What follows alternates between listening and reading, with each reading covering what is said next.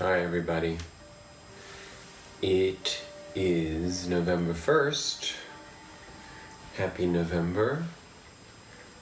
Happy birthday, Scorpios, who are celebrating their solar return this week. Happy Mercury retrograde, if that's a thing that you can see celebration in. Interestingly enough, this Mercury retrograde, which really did begin today, we've been in its shadow for the last 10 days, it is a celebratory retrograde, very much unlike previous ones. It's sort of a time marker. It is a rite of passage, and it is a time for self-reflection, not in the sense of questioning what we've experienced, but in the sense of putting our feet up and taking in the view, and maybe having a little bit of a reminiscent trip with ourselves, to look back on all that we've accomplished and to actually give ourselves the opportunity to pat ourselves on the back for a job well done. You'll have to forgive me, I am a tiny bit under the weather with some sort of slight no, it's not my ears, what is it? It's my voice, so therefore it is my throat chakra that is suffering, and it suffers after we've gone through a period of repression, suppression, or oppression, and we have to kind of clear that out of ourselves, even if we've taken control of our voice. It's a reminder, once again, of what lies behind the physical manifestation. And because we're in a period of resolution, we can be thankful for the reminders that our body and our mind give us, of how we can be compromised of our own volition, by not wanting to face parts of ourselves, by not wanting to embrace the fullness of who we are, that we are not limited to traits that the universe has decided to stick in our hat of feathers, and that is the very essence of who we will be for our entire lives, and then all the other things that we don't want to be exposed or hidden under the hat, for no one to see and for us to face in our solitude and in our dark nights of the soul. No, these are things that also, they may be ugly feathers, they may not be feathers at all, but, they can be stuck in your little hat too, and wear them proudly, and be you, the unique you. And the unique you who has the balls and the audacity to step outside of the lines that society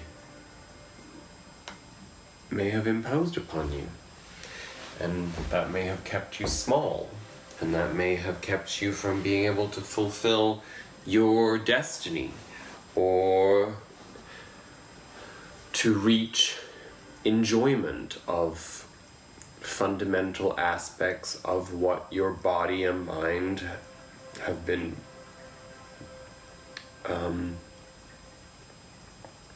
offered to you to exploit and explore. No need to go into the astrology. There are plenty of other sites that you can go explore the astrology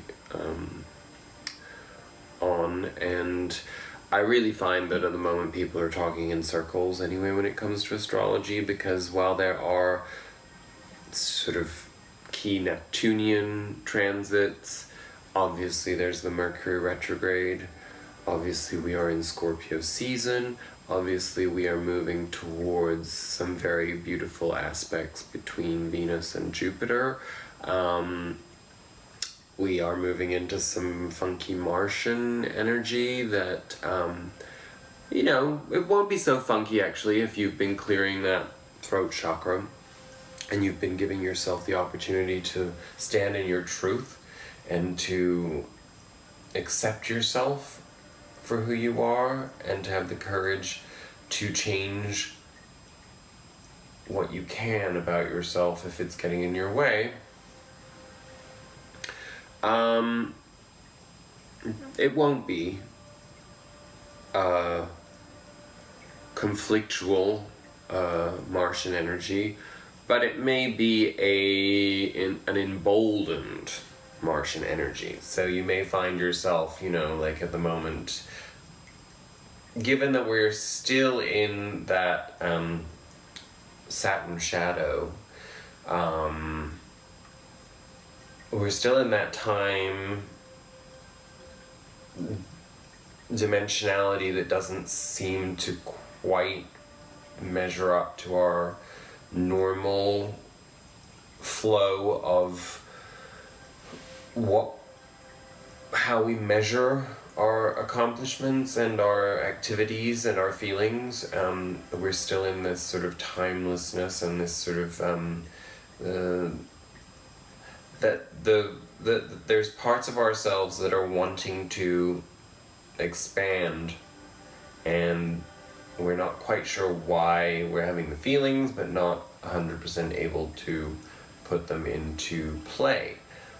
Well, be reminded of what the astrology is and take advantage of all of the celebratory aspects that we have at our fingertips in November, because it is a really sweet energy that we have ahead of us prior to moving into the slightly more discomforting 2020 Capricornian astrology.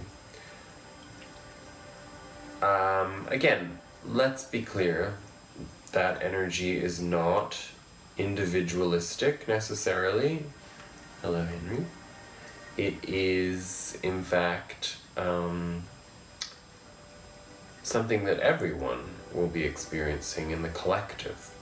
And it's very important to remember that. I had a conversation with a dear friend of mine this week where we specifically spoke about that and how it's so important to remember when we're tapping into other people's information about astrology, that you know, your personal birth chart, there's all kinds of transits that are important and that will have an effect on you if you're fully aware of them based upon the time and place of your birth and where the planets were at that time. But when we talk about these collective energies, such as the 2020 astrology, you know, it's society as a whole that will be affected by this. There are personal planets, and then there are planets that affect us on a more macro level, and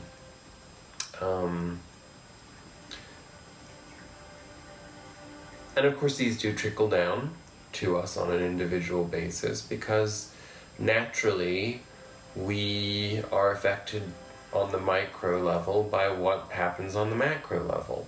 But this does not mean that we should hear people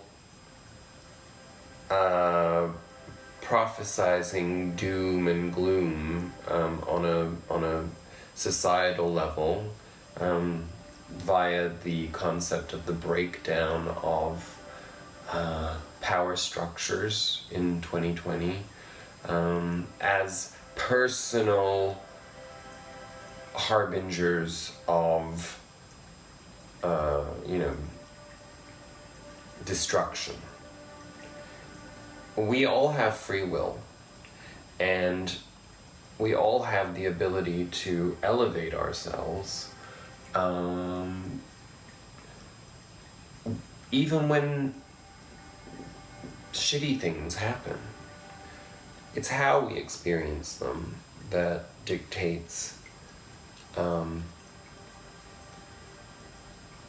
how we will integrate those experiences and create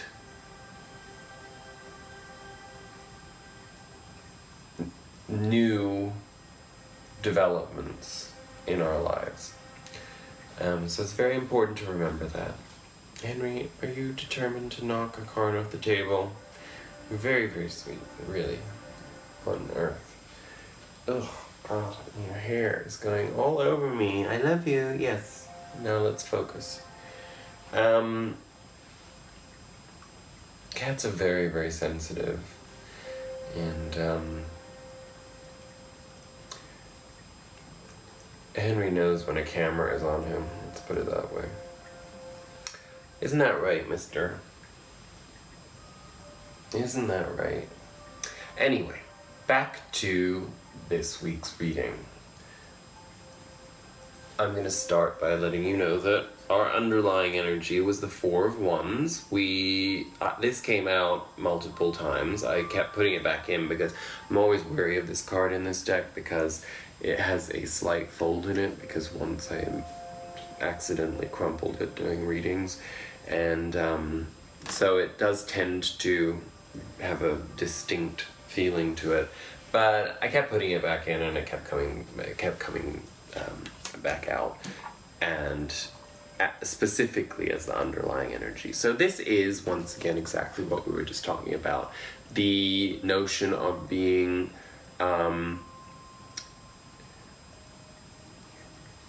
Henry, it's the same card you keep trying to pull off. It's the World card. What have you got with that card?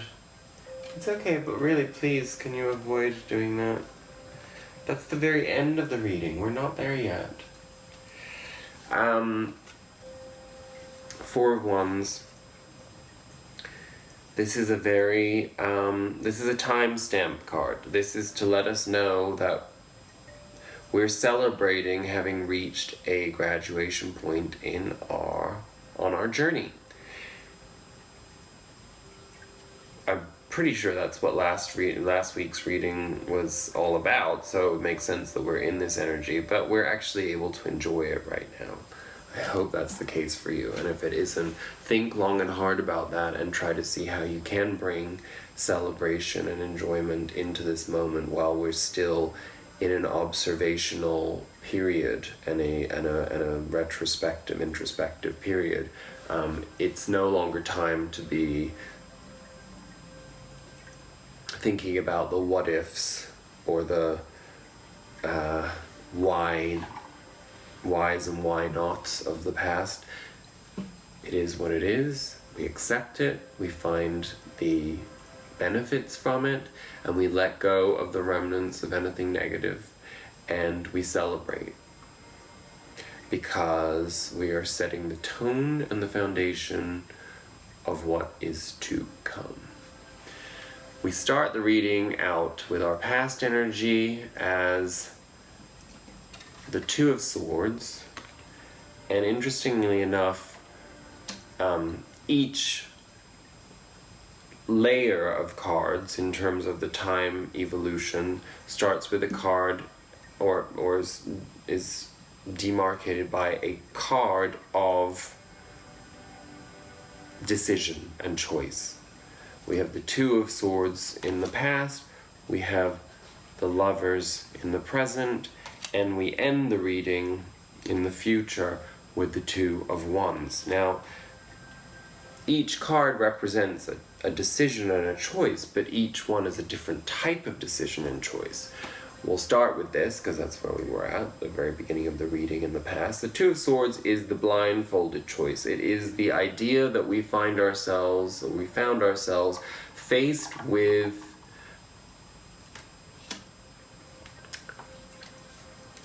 not having an empowered perspective on what we wanted to accomplish and where we were headed.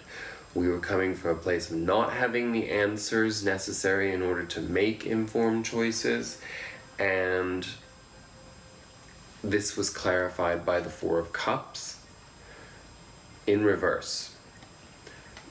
Now, we saw the Four of Cups last week, and we talked about it extensively. It is the card of having multiple choices on offer to us and being sort of the spoiled brat and not actually seeing the value in those options and being focused on things that we, some place over there where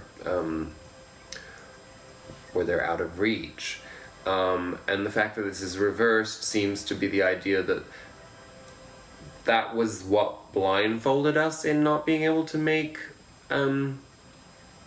informed, strength-inducing choices, and we've overcome that now.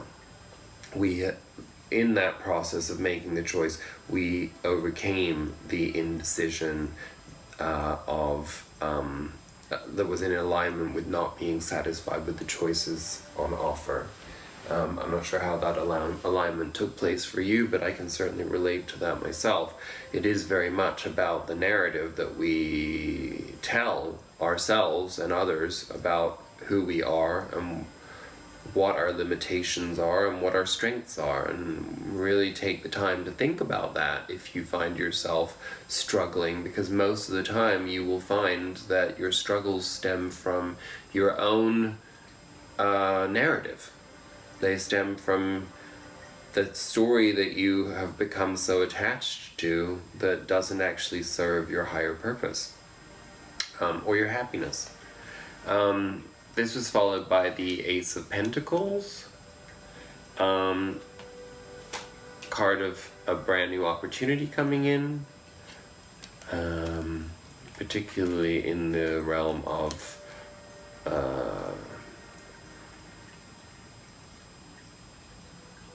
the more earthly, tangible aspects of life. It was clarified by the Devil. Now, what I would say is that, as the Devil really does represent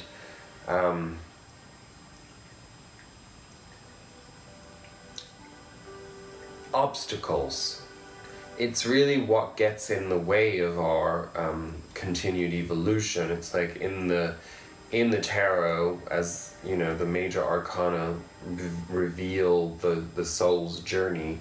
By the time we get to the Devil, we are reaching a point where we've gotten to the sort of the Four of Wands energy of being in celebration and feeling that we've had all these breakthroughs, and then we have writer's block on a soul level. We don't know how to push through to the next level, and so therefore we fall out of alignment into disharmony with ourselves, whether that be through the escapism of alcohol, drugs, sex, any kind of addiction, any kind of self-deception. So the implication is that something has come into our field that has allowed us to move away from that entrapment and to start, probably on a very subconscious level, to start to look at life differently and to see things from a more, a less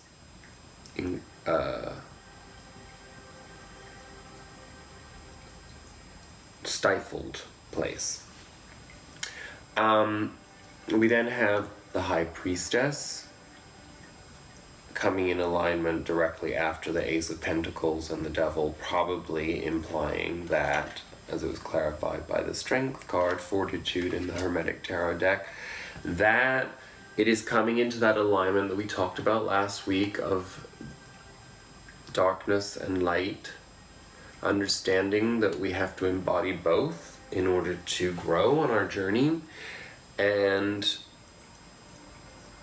that it is through strength and conscious spiritual work, soul work, that we are able to overcome these things that get in our way, like this devil energy.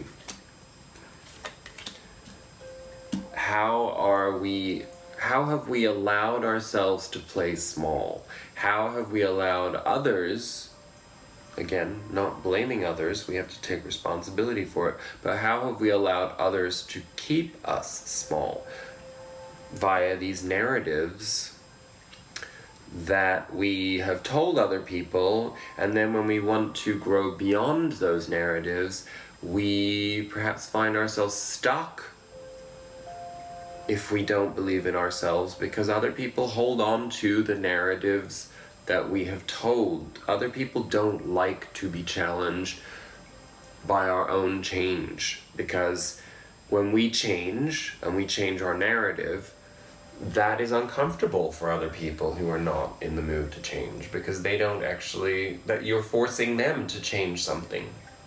Some people just aren't really that comfortable with change, or it's just not the time for them to be going on that same journey as you.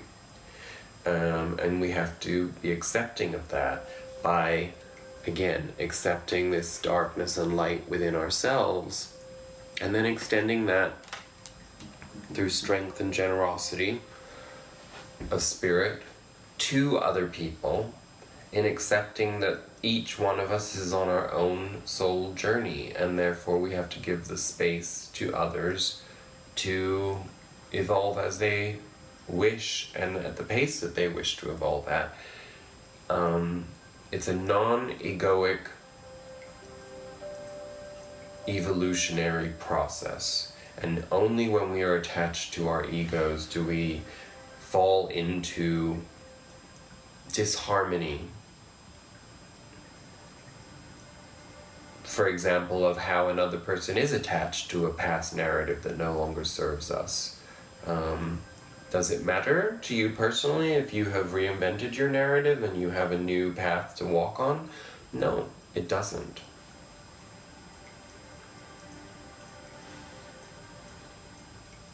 In our present,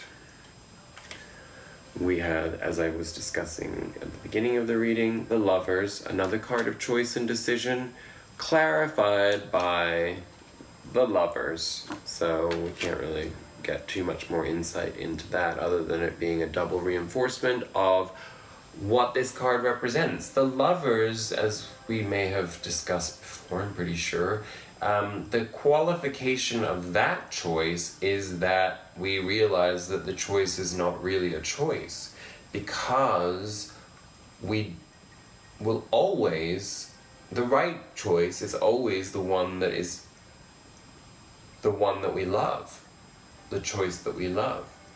Nobody is going to have a choice in front of them of, let's say, I'll give a prime example of of something tangible, like you've got an avocado and a banana. Well, let's say your goal is to make guacamole, you're not going to make it with a banana. Where do I come up with these examples? Seriously, I think it works, but it was really ridiculous. I do love both, by the way. But again, guacamole is made from avocados, and if we love guacamole, we want avocados. We don't want bananas. So,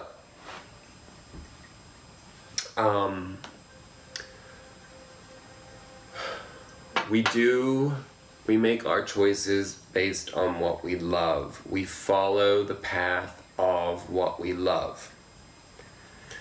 And that is on offer to us in our present.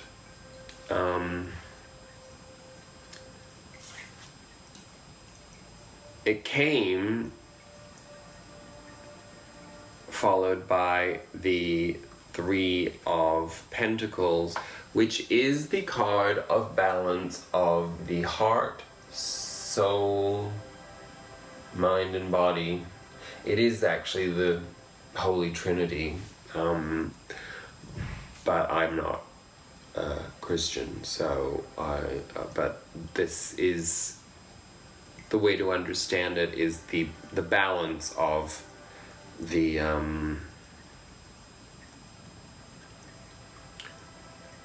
three core elements of what makes us a whole being.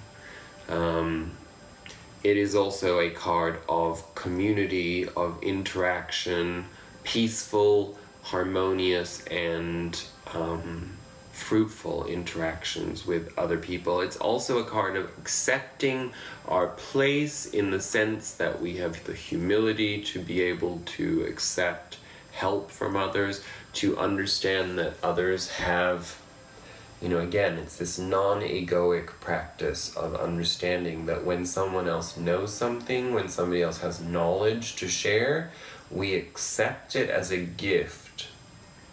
We receive it.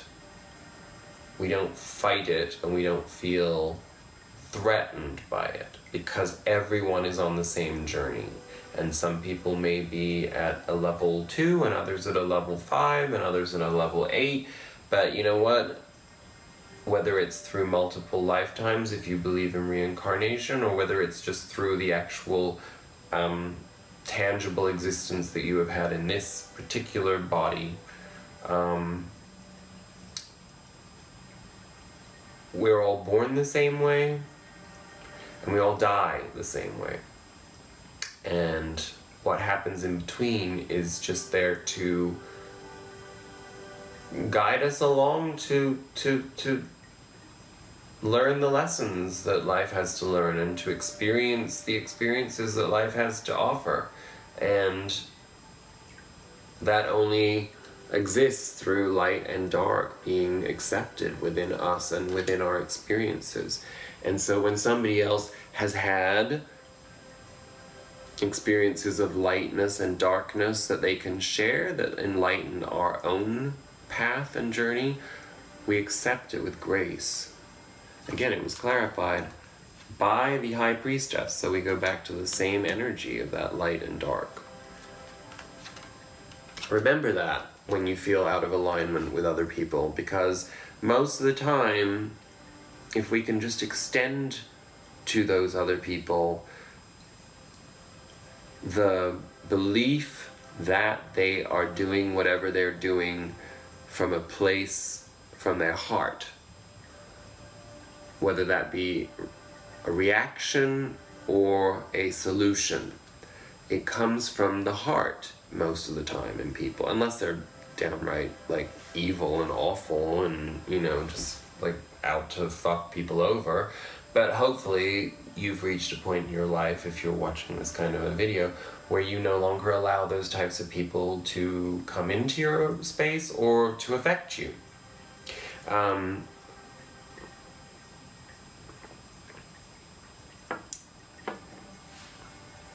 This was followed by, these two cards came out together, the Page and the King of Wands. So I felt like because these came out practically glued together, it was the idea that showing that this balance that we were just talking about leads, or is leading in this present moment, to this graduation from the Page of Wands to the King of Wands.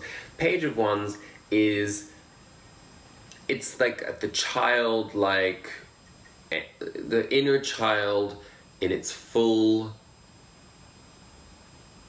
lively, vibrant sparkle of youthful pep, and not caring about consequences, not in a negative way, but just that innocence that we have in our youth, to not be filled with potential fear and dread over circumstances that we have not yet encountered, and to instead see them with a childlike innocence and an excitement and vibrancy and anticipation. And we have that within us right now, if we tap into it, but we've also, in doing this work, we have graduated to the King of Wands. The King of Wands has all of those elements to him because he has conquered his fears, and he knows that his inspired path, his knowledge, his very essence is inspiration. And no matter what he goes out into the world to do,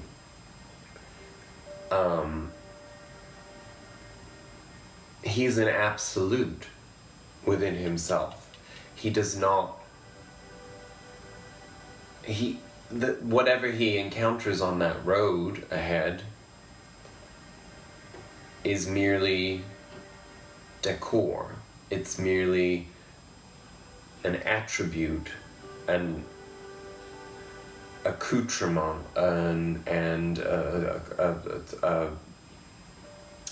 why am I stumbling to find the right word? It's all complementary to his core essence. Nothing sways him via the egoic battle, because it's not that his self-confidence is arrogant, it is that his self-confidence is foolproof, because he accepts that while he may fundamentally be whole, he can only be made more whole by receiving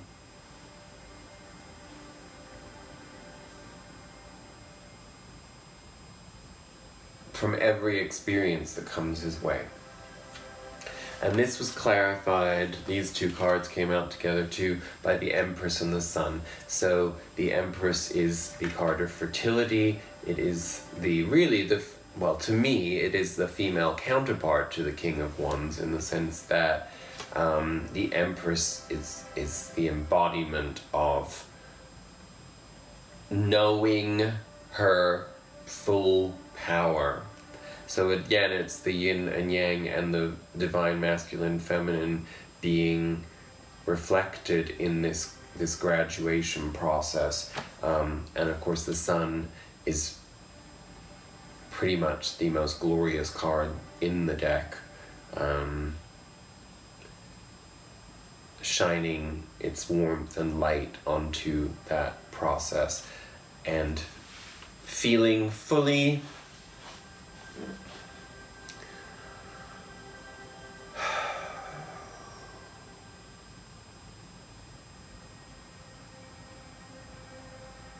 reinforced, reinvigorated, and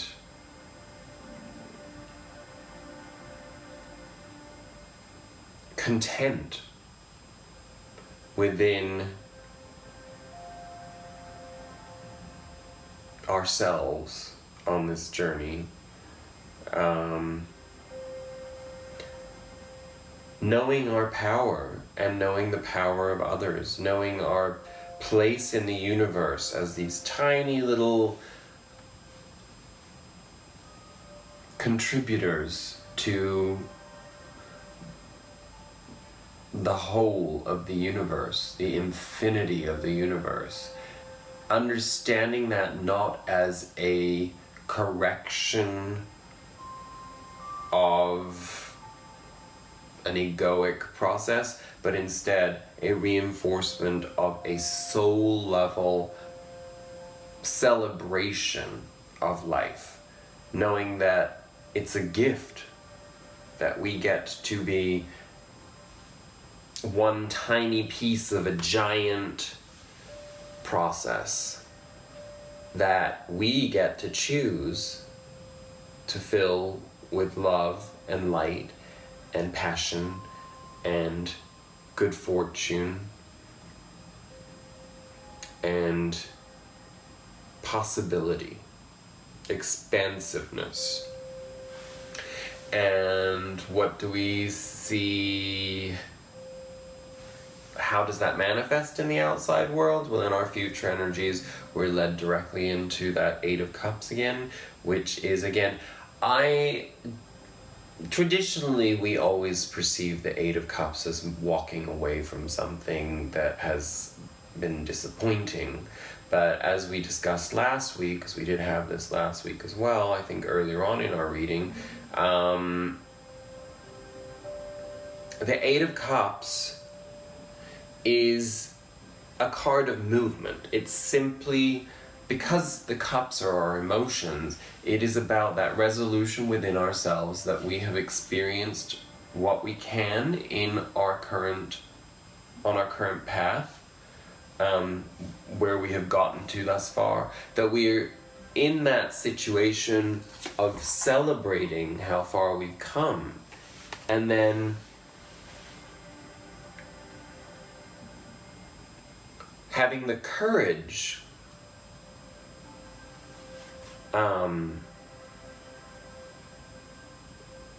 as a result of everything that we just discussed in our past and present cards, the courage to move forward, knowing that this is the very mechanism that turns the wheel of fortune, which was the clarifier for the Eight of Cups. The wheel of fortune being the shifting of seasons, the shifting of the direction in which our life is headed. It is, I mean, if you've been in a very difficult period of time in your life, obviously one would see it as being a shift towards the positive. Isn't that right, Henry? I can see you listening to me right now. To good luck, good fortune, new opportunities. But wherever we are on that wheel, we have to go through that cycle of change.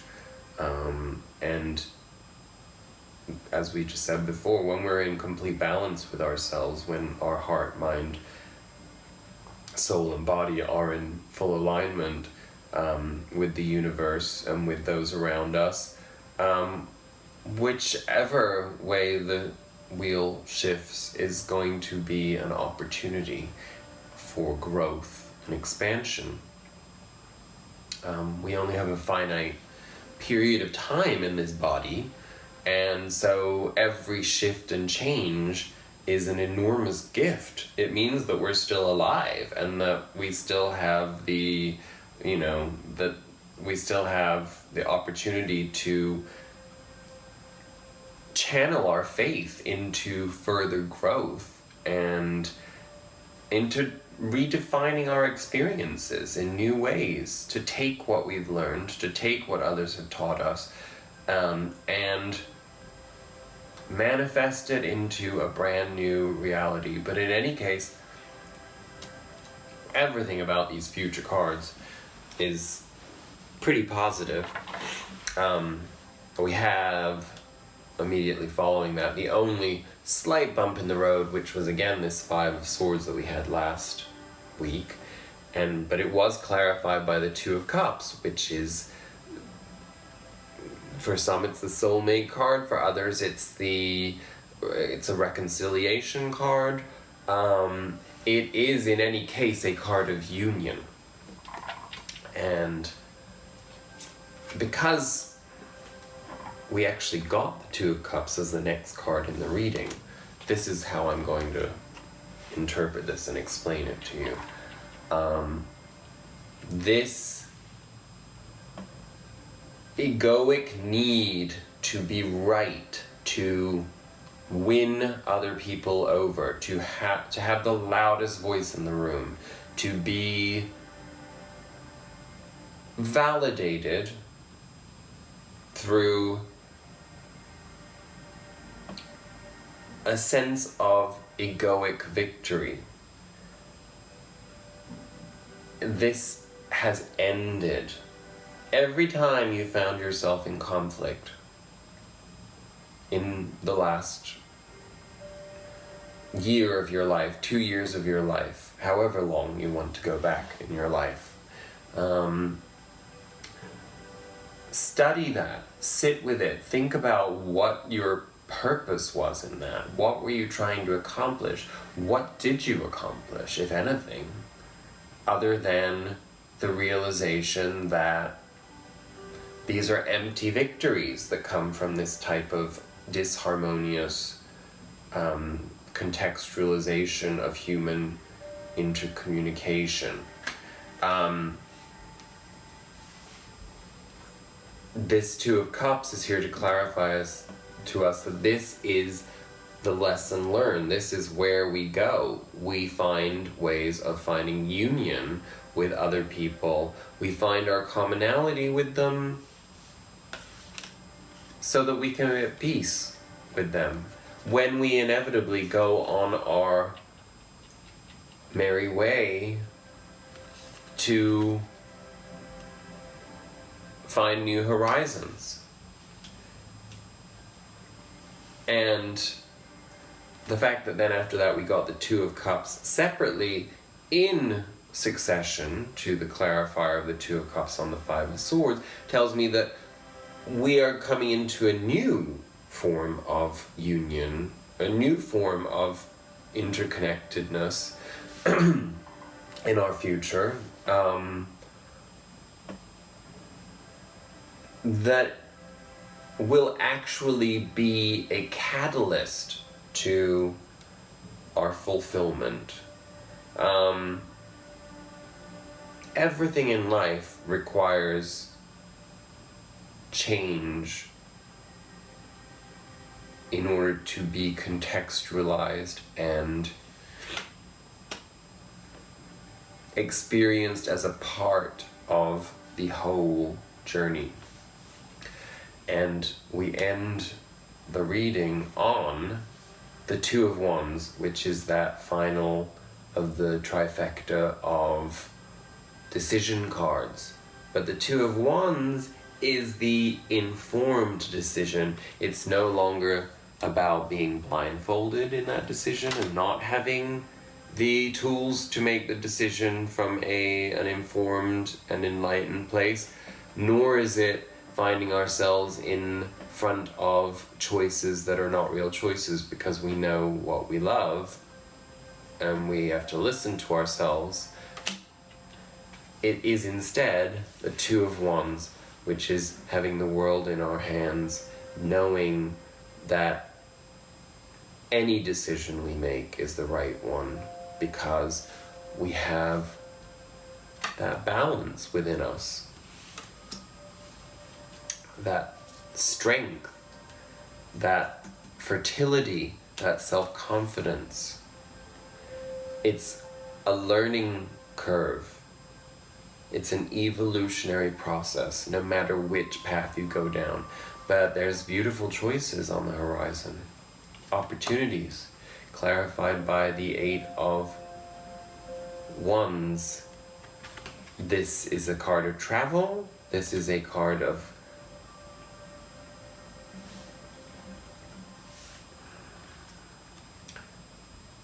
communication, fundamentally. Movement and communication. And it was clarified by the Ten of Wands and the cycle. In the traditional Rider-Waite deck, this is the guy carrying all 10 wands on his back as he moves towards his inner sanctum on the horizon. It's time to drop that. King of Swords, knowing our truth. Again, being in the position where the decisions, the way we communicate, everything is in balance and alignment because of our acceptance of the inevitability of change, and that no matter which path we take, we are experiencing what we are meant to experience for our growth. And finally, clarified by the universe, the card that Henry was so desperate to pull off the table, the end of the karmic cycle that we've talked about. I mean, obviously, as I said to you last week and the week before, these processes are not things that just resolve themselves in 1 week, so it makes sense that we get the same messages coming up. And when it's at the end of a reading, it is essentially to remind us that it's always about that. So, that is our tarot reading for this week. I'd say there's some pretty nice messages in there for us. Our spirit animal oracle card for this week is Spider Spirit. And it was really funny because it was Halloween yesterday, and when this card came out the first 2 times, I was like, fuck that, I am not reading Spider Spirit because I don't want people thinking that I picked a card that was spooky Halloween oriented, even though it is the 1st of November now. And it came out a 3rd time. And Spider Spirit is number 56, and its subtitle is Make Your Dreams Real. So I have the book here that we can read from. What does Spider Spirit have to tell us? The oracle message is, weaving your dreams into the fabric of life begins with a single thread of intention, and then Spirit joins you as your co-weaving partner. Take but a single step to make your dream a reality, and Spirit will take 10 forward for you, or toward you, sorry. For the universe is designed to support your dream weaving. Spider Spirit arrives when you need reminding of the awesome power of co-creation with Spirit. Ideas and resources will begin to appear as if by magic as you begin to bring your dreams from the realm of intention into the world of the senses, where they can take form. The action you need to take is to be clear about your intentions, and then act as if you have become the one that lives the life you desire. The web of creation has an uncanny way of coming together to weave the beautiful pattern you set in motion. Henry, you're really trying to distract me. Another message of Spider Spirit is about any creative project you may be considering: writing, painting, music, journaling, gardening, etc. Now is the time when inspiration wants to be channeled through you as something creative, even artistic and tangible. Creative projects are successful now, if you are so inclined. Let yourself be open to abundance. So that's a lot of law of attraction stuff, but I think a lot of it is really about acceptance of the power that we have within to manifest. It's so difficult for us to remind ourselves of that, to actually believe in it. But it is there. And should you be having a little bit of a stumble this week, or if you do find yourself in moments of doubt, we get a protection message every time with the Spirit Animal Oracle, and the protection message is, are you expecting your dreams to weave themselves into reality? Are you stuck in the sticky web of weaving dreams but never following through? The thread of intention isn't enough to make dreams a reality unless you do your part in the weaving. Spider Spirit wants you to know that your plans will remain ephemeral unless you commit to being productive and industrious, for Spirit will not do it all for you. Magic needs to be instigated, so begin to make your dream a reality by taking action today. What are you willing to do? What are you willing to sacrifice? Can you release your limiting beliefs? Your dream is worthy of weaving. Today is a day to choose one small step toward your dream. Remember, Spirit is your weaving partner. You just have to be the first one to bring the thread to the loom. Then continue to do your part. Now, what comes to mind for me throughout the entire reading of that, all I could hear was the word over and over again of faith, faith, faith, faith. And I did say earlier in this reading that when I spoke of the Holy Trinity, that I do not believe, well, I'm not religious, and I don't believe in organized religion. I believe that organized religion tells people what to think and doesn't encourage them to question why their faith exists, because that is a sin in most religions. But as anybody who's gone through a crisis of faith or a dark night of the soul knows, nihilism is not a solution. And I personally went on a journey from faith of a more traditional nature to total nihilism at a point in my life in the last decade. And in that nihilism, I came into an understanding of all the dark things of the world. That there's truth behind conspiracy theories, that these things are not conspiracy theories, that our world is a fucked up place, and that there are lots of things that are out of balance in this world. But that doesn't mean that we have to be out of balance.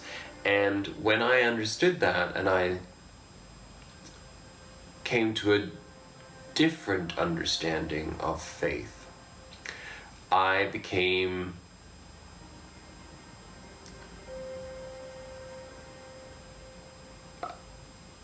deeply affected by the notion of the alchemy that we hold within ourselves, our own power to manifest through changing our thoughts, meditation and exercise, and balance allow us to hone the abilities within us to harness what we need in order to continue growing. And when we accept that, when we find not blind faith, but informed faith, the journey gets a lot easier. And because you're watching this, I think that's probably something that you already know or have thought about in some shape or form, and hopefully the way that I present things gives you an opportunity to think about it in a slightly different way and expand your own scope of growth and the journey that you're on. And this week I do have a quote to end on, because you can never go wrong with the James Baldwin quote.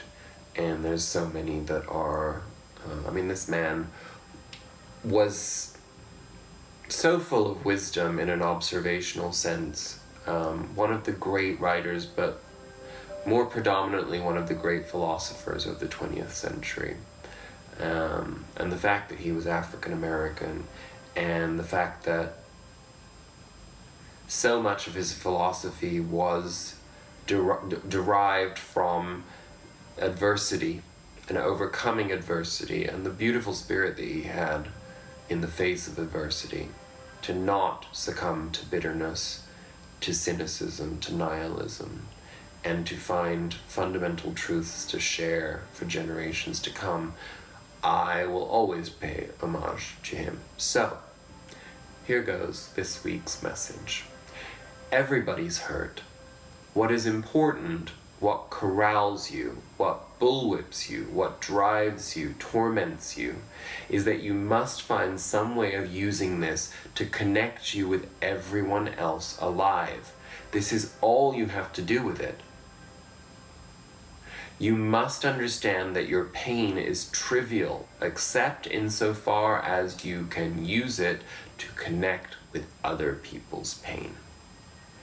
And this type of recording is there specifically for that, in whatever tiny way I'm able to affect other people. So I'm really glad that you are here with me on this journey. And I have a lot of changes coming up in my life in the next few weeks, but I will continue to make my weekly videos and to keep you abreast of the energies, and I will be in a different environment in coming videos, and I look forward to welcoming you from those environments and sharing a little bit more of this journey that we're on together. I send you lots of love, and please know that whatever you're experiencing, wherever you are, I have love for you. And life is great. Remember that. You could be my good book, but you have to give me what I'm looking for. You could be my Bible Belt fantasy, but let's get upside down and let's be in love. Love like a barbed wire embroidery, love like a heartstring bribery, love like a nuclear armory. The building looks strong, but you know what's on the inside.